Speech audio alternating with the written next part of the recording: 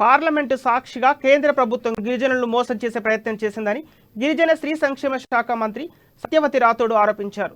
గిరిజనుల రిజర్వేషన్ల పెంపుపై 2015లో చెల్లప్ప కమిషన్ నివేదిక ఇస్తే 2016లో కేంద్రానికి తీర్మానం చేసి పంపామని, కేంద్రం ఇప్పటి వరకు దీనిపై స్పష్టమైన నిర్ణయం తీసుకోవడం లేదని మండిపడ్డారు.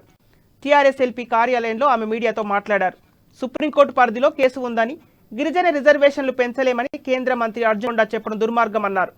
బంజారా భవన్, ఆదివాసీ భవన్ల ప్రారంభోత్సవం సందర్భంగా సీఎం కేసీఆర్ రిజర్వేషన్ల పెంపు ప్రకటన చేసి కొద్ది రోజుల్లోనే అమలు చేశారని కొనియాడారు. బీజేపీ మాటలు చెప్పి తప్పించుకుంటుందని అన్నారు. గతంలో తెలంగాణ శాసనసభ రిజర్వేషన్ల పెంపుపై తీర్మానం చేసి పంపితే అది తమకు చేరలేదని కేంద్ర మంత్రులు తప్పుగా మాట్లాడారని, ఇప్పుడేమో సుప్రీంకోర్టు తీర్పు అంటూ సాకులు చెప్తున్నారని మండిపడ్డారు. బీజేపీ నాయకులు అనేక అవాక చవాకులు మాట్లాడారు.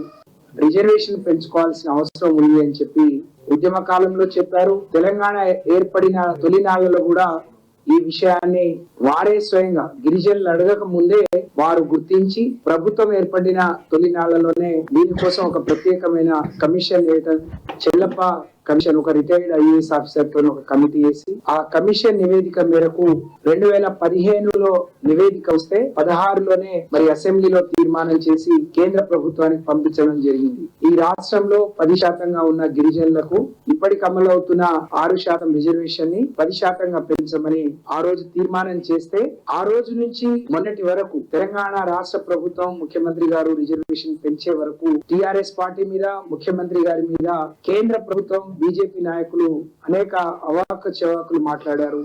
రిజర్వేషన్ పెంచుకోవాల్సిన అవసరం ఉంది అని చెప్పి ఉద్యమ